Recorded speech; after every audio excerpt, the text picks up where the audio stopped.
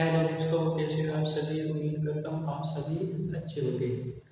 तो हमारा जो चैप्टर चला था वो चला था कोशिका। कोशिका की हमने पार्ट 2 पढ़ लिए। अभी तक आपने वो 2 पार्ट नहीं देखे हैं तो प्लीज़ वो जा करके देखें। कोशिका के दूसरे पार्ट तक हमने क्या क्या पढ़ लिया था।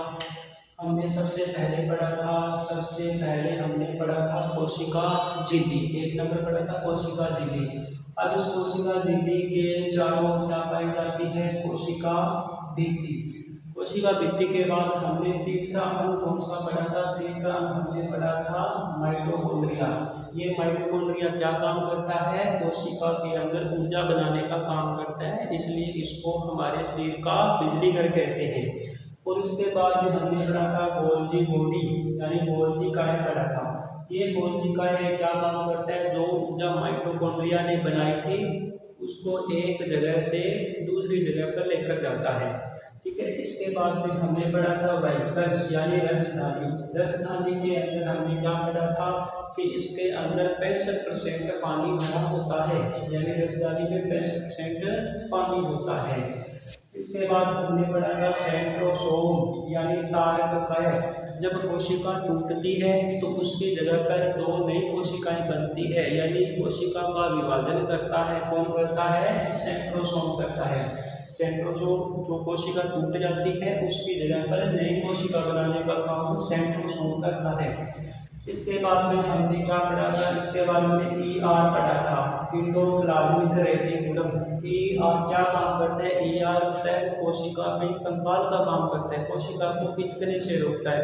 और हमने ये पढ़ा था ई आर है जिसके 2 भाग होते हैं, एक वाला साफ होता है, ये वाला जो भाग होता है ये साफ होता है, ये वाला भाग होता है ये टुकड़ा होता है। ठीक है। तो ये वाला भाग होता है ये वसा का निर्माण करता है और ये वाला भाग होता है ये प्रोटीन का निर्माण करता है, यानी याद है वो 2 हिस्सों में बंटी होती है, ये हमने पढ़ लिया था।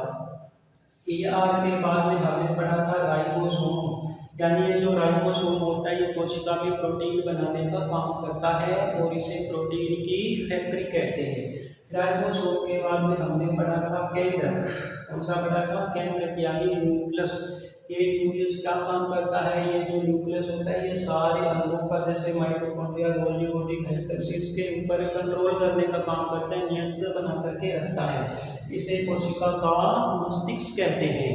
यानी इसके बाद में हमने पढ़ा था लाइसोसोम, यानी लाइसोसोम में हमने पढ़ा था कि इसके अंदर एक खतरनाक एंजाइम पाया जाता है जिसका नाम होता है हाइड्रोलाइटिक।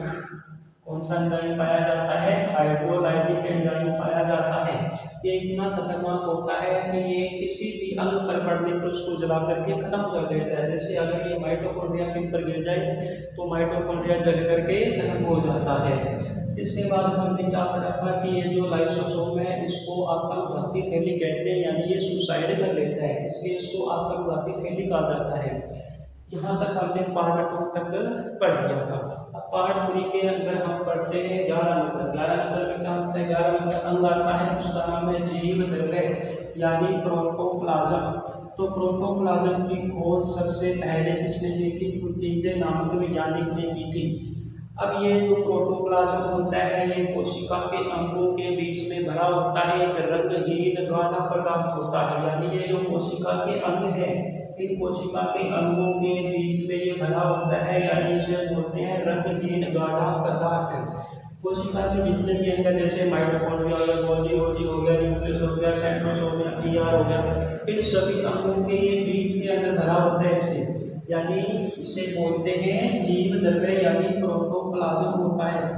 अब देखो जीव होता है उसकी सारी जैविक क्रिया होती है वो इसी के द्वारा संपन्न होती है। जीव जिंदा रहता है वो किसके द्वारा संपन्न रहती है, जीव द्रव्य के द्वारा संपन्न रहती है। ये जीव द्रव्य इनके बीच में क्यों भरा होता है, ताकि ये जितने भी अंग होते हैं ये आपस में टकरा ना जाए, इसलिए ये इनके बीच में भरा होता है, गाढ़ा पदार्थ होता है। जीव द्रव्य को भौतिक आधार कहा जाता है, किसका भौतिक आधार कहा जाता है, जीवन का, यानी इसके बिना जीवन संभव नहीं है। इसलिए प्रोटोप्लाज्म जीव द्रव्य को जीवन का भौतिक आधार कहा जाता है। अब ये जीव द्रव्य होता है इसके अंदर जो पाया जाता है 80% जल पाया जाता है। जो पानी पाया जाता है कितने परसेंट पाया जाता है, 80% जल होता है। इस जीव द्रव्य का निर्माण कौन कौन करते हैं? 99% भाग ऑक्सीजन होता है, कार्बन होता है, हाइड्रोजन होता है, नाइट्रोजन होता है। ये सारे मिलकर के इसका निर्माण करते हैं, प्रोटोप्लाज्म का निर्माण करते हैं, जीव द्रव्य का निर्माण करते हैं। जीव द्रव्य होते हैं ये दो भागों में बंटा होता है। कौन कौन सा? पहला होता है कोशिका द्रव्य।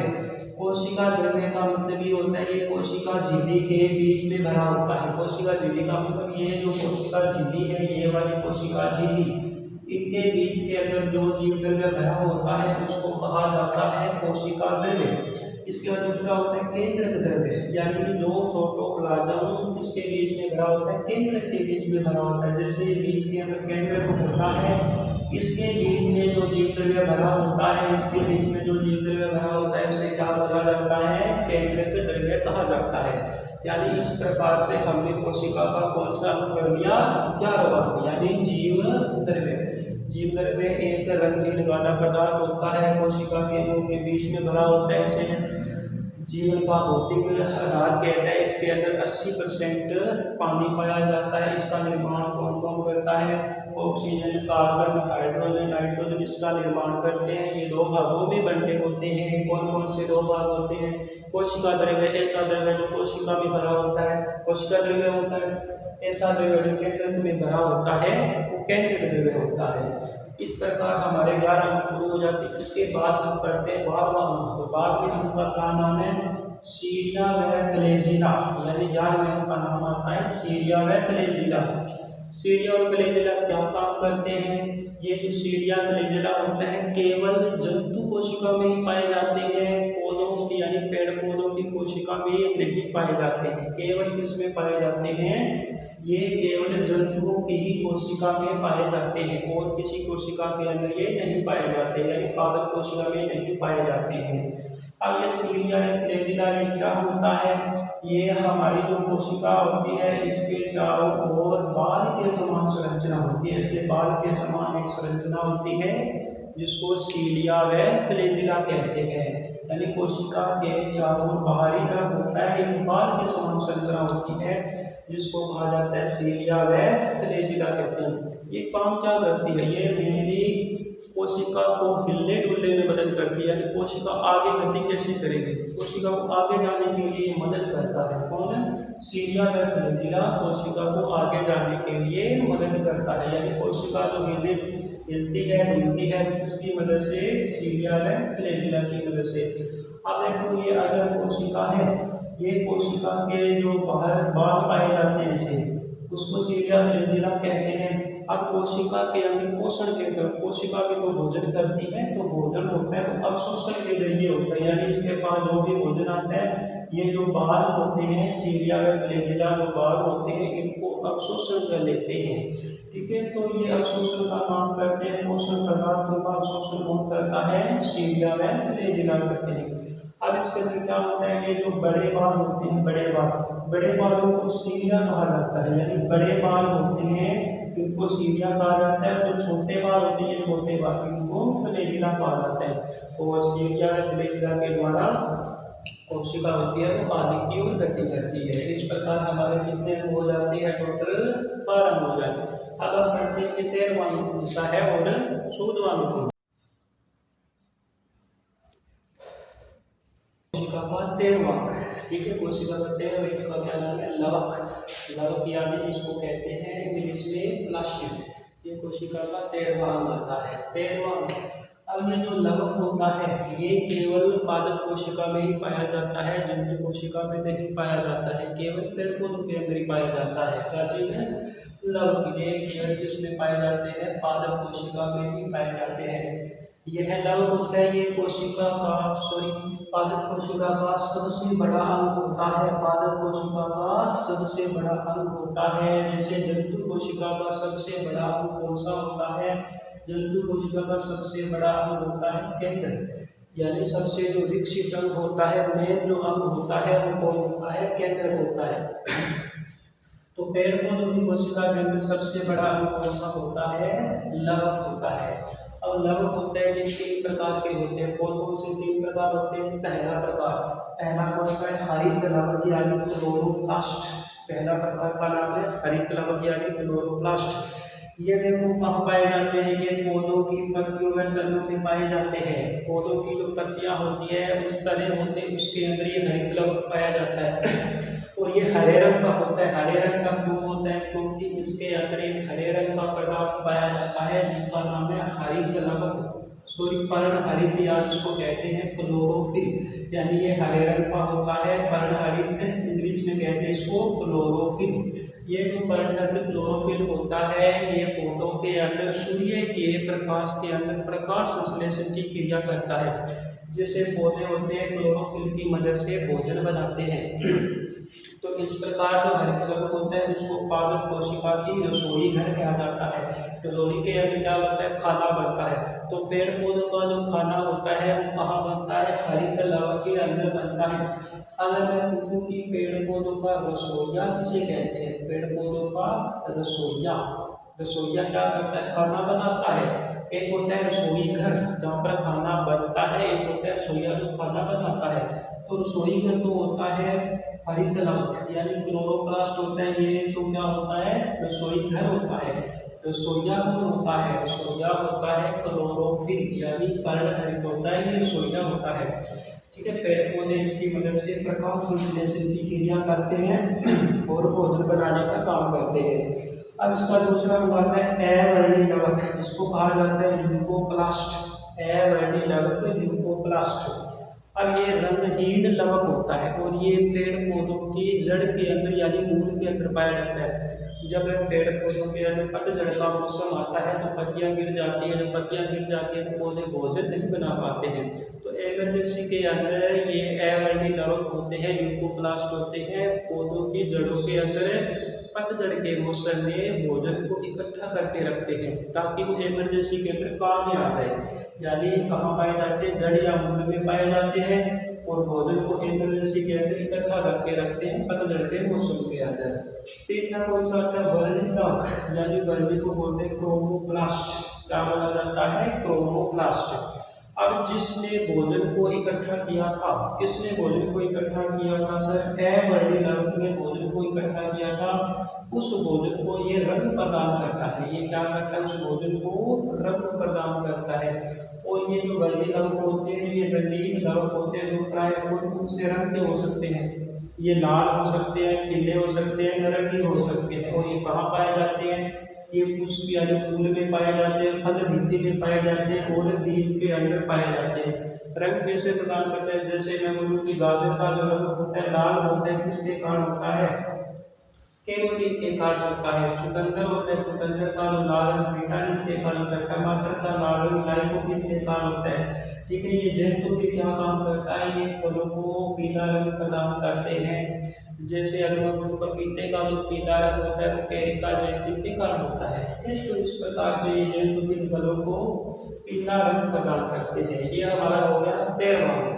इसके बाद में आता है हमारा 14वां। कोशिका का 14वां कौन सा है? गुणसूत्र, जिसको कहते हैं क्रोमोसोम। अब ये क्रोमोसोम कहाँ पाए जाते हैं? ये क्रोमोसोम कोशिका के केंद्रक में पाए जाते हैं। इस कोशिका के केंद्रक में क्या पाया जाता है? गुणसूत्र पाए जाते हैं, क्रोमोसोम पाए जाते हैं। मनुष्य के अंदर टोटल गुणसूत्र होते हैं 46, तो कितने जोड़ी में होते हैं? 23 जोड़ी गुणसूत्र पाए जाते हैं। ठीक है, इस क्रोमोसोम के अंदर क्या क्या पाए जाते हैं? डीएनए पाया जाता है, आरएनए पाया जाता है, जीन पाया जाता है। यानी कहने का मतलब ये हो गया कि क्रोमोसोम को पाया जाता है केंद्रक में और क्रोमोसोम के अंदर पाया जाता है डीएनए, आरएनए और जीन पाए जाते हैं। मेल यानी पुरुषों के अंदर कितने गुणसूत्र होते हैं? टोटल 40 गुणसूत्र होते हैं। उसको बोला जाता है 44+2 यानी एक्स वाई होता है पुरुष होता है, एक्स एक्स होता है उसे क्या बोला जाता है? महिला। यानी फीमेल के अंदर 44+2, ये दो क्या होता है? X x. इसके अंदर +2 लिखा है, कौन सा होगा? एक्स वाई होता है। अब पुरुषों के अंदर जो ये 44 गुणसूत्र पाए जाते हैं उसको बोला जाता है ऑटोसोम और महिला के अंदर पाया जाता है उसको बोला जाता है ओलोसोम। क्या बोला जाता है? ओलोसोम। ये महिला के अंदर होता है, ऑटोसोम पुरुषों के अंदर होता है। यानी पुरुषों के 44 गुणसूत्र को ऑटोसोम कहते हैं और फीमेल के 44 गुणसूत्र को ओलोसोम कहते हैं। तो इस प्रकार से हमने कोशिका के सारे अंग पढ़ लिए, जो लगभग 14 अंग पढ़ लिए हैं। ठीक है, एक बार इसको रिवाइज करके देखते हैं। कौन से अंग हमने पढ़ा था। ठीक है, तो हमने कौन से अंग पढ़े थे कोशिका के। तो हमने सबसे पहले पढ़ा था कोशिका झिल्ली, पहला हो गया। इसके बाद हमने पढ़ा था कोशिका भित्ति, यानी कोशिका को सुरक्षा प्रदान करके सेलुलोज की बनी। उसके बाद हमने पढ़ा माइटोकॉन्ड्रिया, ऊर्जा बनाता है। इसके बाद गोल्गी बॉडी, ऊर्जा को एक जगह से दूसरी जगह लेके जाता है। वेहिकल्स, इसके अंदर पानी भरा होता है। ठीक है, इसके अंदर क्या भरा होता है, वेहिकल्स के अंदर पानी भरा होता है। इसके बाद पढ़ा था सेंट्रोसोम, कोशिका का विभाजन करता है, कोशिका टूटती है तो नहीं बनाता है। ठीक है, इसके बाद में हमने पढ़ा था ईआर। इसके बाद हमने क्या पढ़ा था, ईआर कोशिका का कंकाल होता है। इसके बाद हमने पढ़ा था राइबोसोम, प्रोटीन बनाने का काम करता है। इसके बाद हमने पढ़ा था केंद्र, कोशिका का मस्तिष्क कहते हैं। इसके बाद हमने पढ़ा था लाइसोसोम, आत्मघाती थैली का होता है, यानी ये सुसाइड कर लेता है। ठीक है, तो इस प्रकार यहाँ तक हमने कितने पढ़ दिए थे। अब हमने पढ़ा था 13 का नाम लवक था, और उसके बाद हमने लास्ट में कौन सा पढ़ा था, गुणसूत्र पढ़ा था। ठीक है, तो इस प्रकार से हमारा जो चैप्टर होता है वो हो जाता है खत्म। इसके बाद हम शुरू करेंगे पाचन तंत्र। तो आपको ये क्लास कैसी लगी कमेंट करके जरूर बताना, और हमारे चैनल को सब्सक्राइब जरूर करना।